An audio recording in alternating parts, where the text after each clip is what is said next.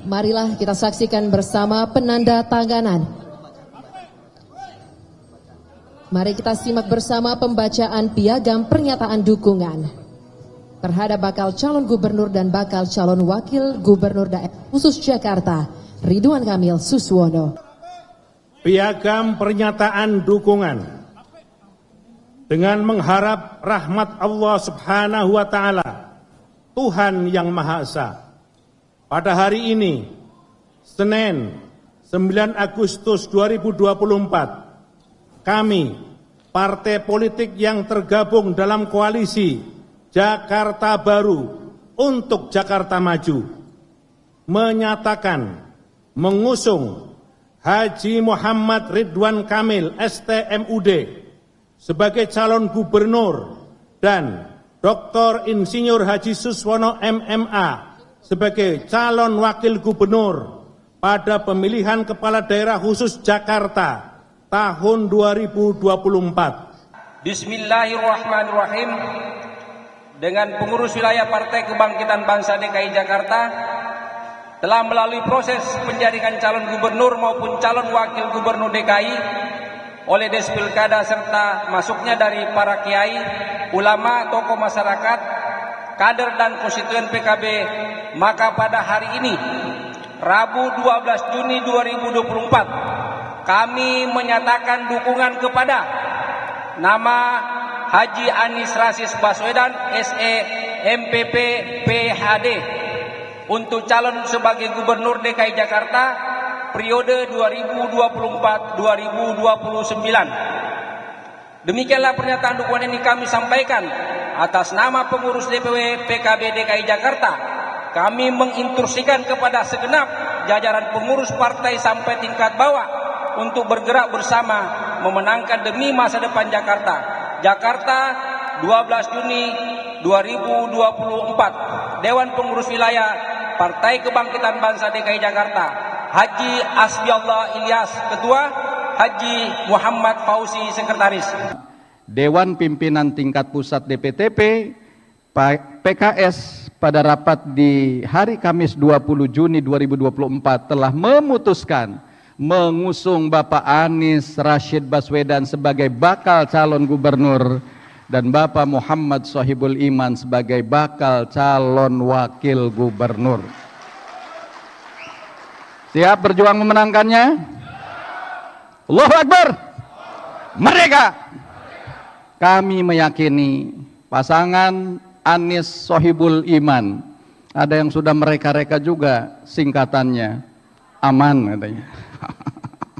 Nanti terserahlah apa namanya, yang memiliki kualifikasi yang mumpuni, serasi, dan bisa saling melengkapi untuk memimpin DKI Jakarta. Bapak Anies Rashid Baswedan sukses menjadi gubernur DKI Jakarta periode 2017-2022 dengan berbagai torehan prestasi di berbagai sektor pembangunan, berhasil memajukan kota serta membahagiakan warganya. Assalamualaikum warahmatullahi wabarakatuh. Jumpa lagi dengan saya Bustaminarda, sahabat BN. Dengan putusan MK nomor 60 dan 70 ini sekarang boleh dikatakan porak-poranda strategi yang telah dijalankan oleh partai-partai selama ini dalam bentuk berbagai koalisi, berbagai rembuk, berbagai kesepakatan. Kenapa tidak? Janji, ikatan, deal-deal yang kalau saja telah dibuat, besar kemungkinan dengan turunnya ambang batas dari 20% selama ini tanpa kecuali kepada yang sekarang ini sampai kepada 7,5% hanya seperti yang di Jakarta. Waduh, porak-poranda semua yang telah dibentuk. Misalnya di Jakarta hanya bisa Contohnya 3 pasangan calon saja. Atau bisa 2 pasangan calon saja. Karena partai telah diborong oleh ini, telah diborong oleh pasangan ini.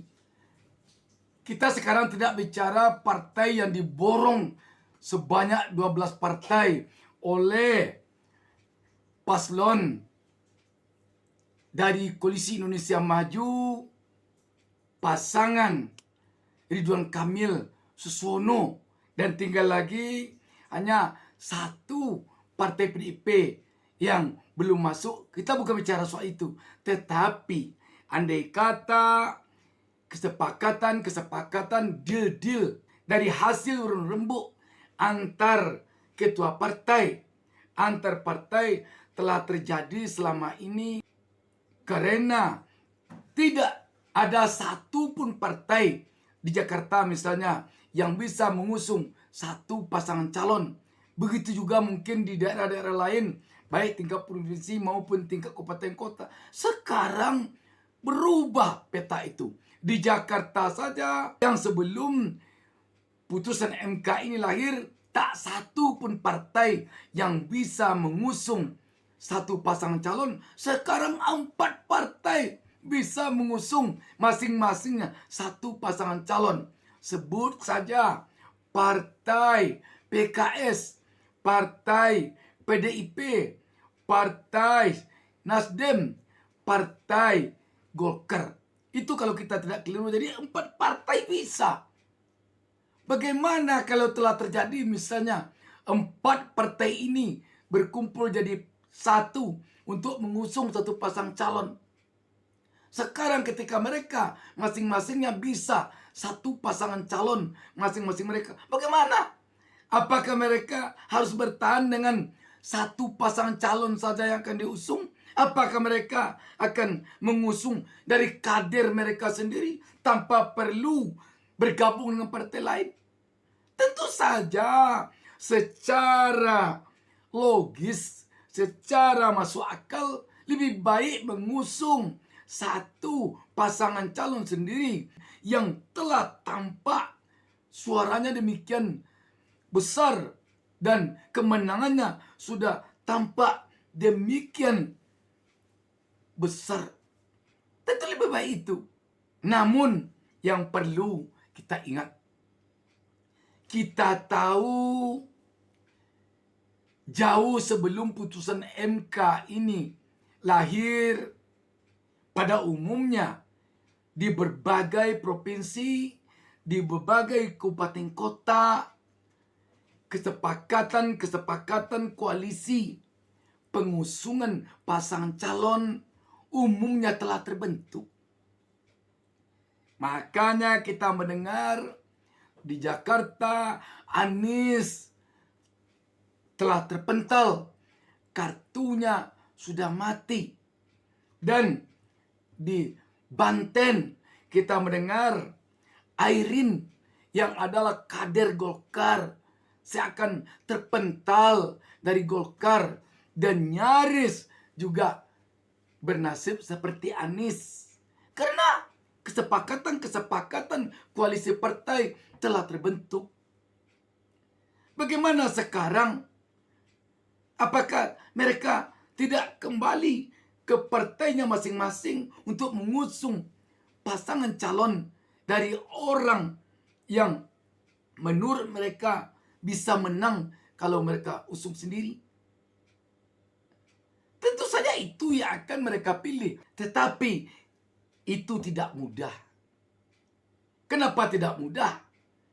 Karena bisa jadi, ini kita tidak menuduh, bisa jadi dalam deal-deal, dalam mencapai kesepakatan koalisi itu, bukan tidak mungkin masing-masing partai ini ada yang pakai mahar. Apalagi kalau ada partai yang dia memegang kunci untuk mencapai angka ambang batas 20%. Kalau dia memegang kunci, artinya kalau dia tidak masuk ke koalisi itu, tidak bergabung dengan partai itu, maka partai itu tidak bisa membawa pasangan yang diusungnya untuk belayar. Ini dealnya bukan main. Dan maharnya ini bukan main. Nah, sekarang ini, kalau ada partai-partai yang tidak bisa lagi keluar dari koalisi, atau katakanlah mengatakan tetap berada dalam koalisi, padahal partai tersebut sesuai dengan putusan MK nomor 60 yang baru saja lahir, dia bisa mengusung satu pasangan calon dengan partainya sendiri. Setidaknya ada dua hal yang membuat mereka begitu. Yang pertama, karena mereka telah merasa tidak enak dengan teman koalisinya kalau keluar. Tidak enak, masa kita keluar, dulu kita sama-sama. Tetapi yang kedua ini yang paling menarik. Bisa jadi karena mahal sudah diterima. Ketika mahal sudah diterima, mau dikembalikan, jangan-jangan uang atau maharnya tersebut sudah habis pula terpakai. Ini yang susahnya. Bagaimana cara mengembalikannya? Itulah yang membuat mereka harus bertahan dalam koalisi itu, walaupun hatinya tidak menerima. Lebih-lebih lagi, mengingat partainya akan bisa hancur dan hilang di telan bumi tahun 2029 nanti ketika pemilu, karena rakyat konstituennya benar-benar tidak sejalan aspirasinya dengan aspirasi yang mereka tentukan ini. Tetapi apa boleh buat? Mau keluar, menarik diri kembali, mahar sudah diterima dan sudah habis pula. Sahabat BN, apa artinya ini? Putusan MK nomor 60 dan 70, khususnya nomor 60, telah membuat pihak-pihak, partai-partai, kelompok-kelompok yang bermain uang untuk membentuk suatu koalisi guna menentukan pasangan yang akan diusung akan buyar. Dalam kondisi seperti sekarang ini, setelah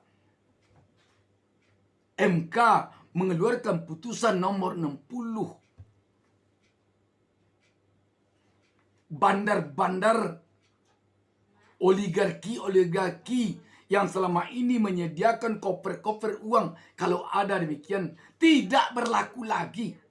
Tidak berlaku lagi. Namun, untuk pilkada yang sekarang ini, tentu saja mungkin belum bisa sempurna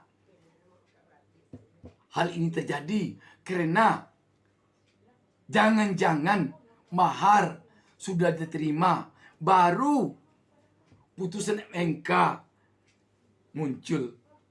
Sahabat BN, ke depan kita berharap baik dalam pilkada maupun dalam pilpres,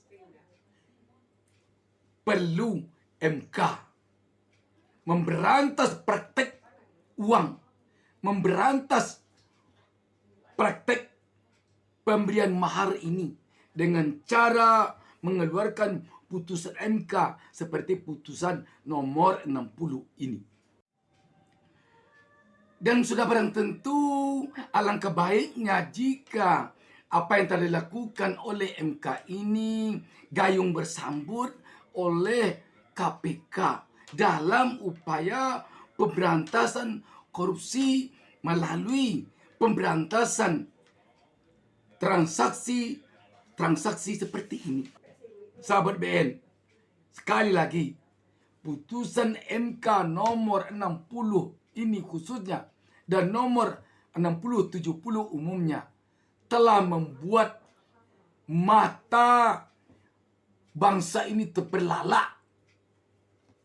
Karena demokrasi bisa berjalan dengan fair dan praktek bayar-membayar mahar untuk menyatukan partai atau kekuatan guna menjadikan sebuah perahu untuk belayar bagi pasang calon tidak dibutuhkan lagi.